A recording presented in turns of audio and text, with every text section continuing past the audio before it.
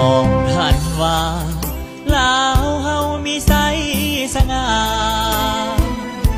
สถาปนาเมืองลาวหังมีสดใสก่อนนี้ถึกมารหาวีแผ่นดินนี้ลุกเป็นไฟ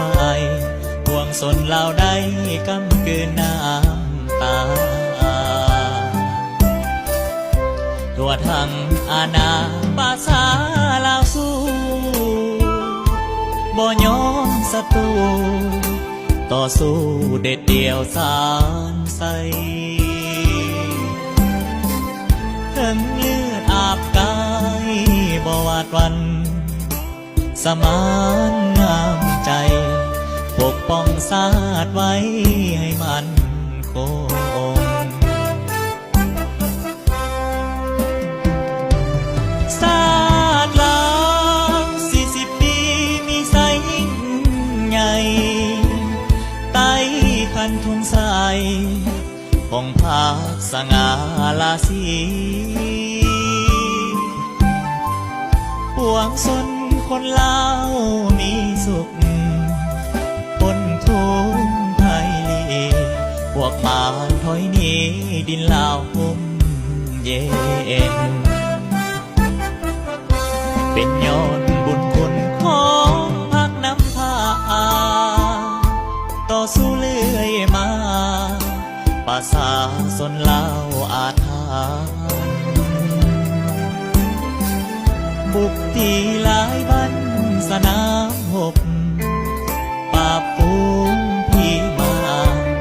สร้างแปลงเมืองบ้านเจริญทาว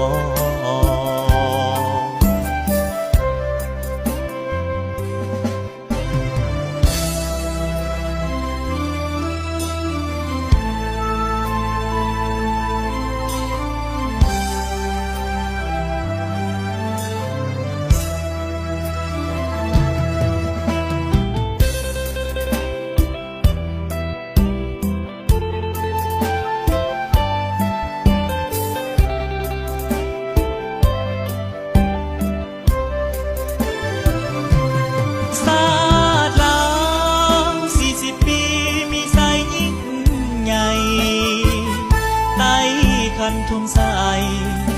ของภาคสง่าราศี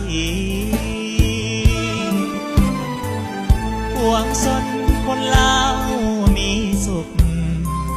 พ้นทุกข์ภัยพวกมารถอยหนีดินลาวห่มเย็นเป็นย้อนบุญคุณของพักน้ำพาต่อสู้เลื่อยมาประชาชนลาวอาถรรพ์บุกตีหลายบ้านสนามหบป่าปูงพี่มาสร้างแปลง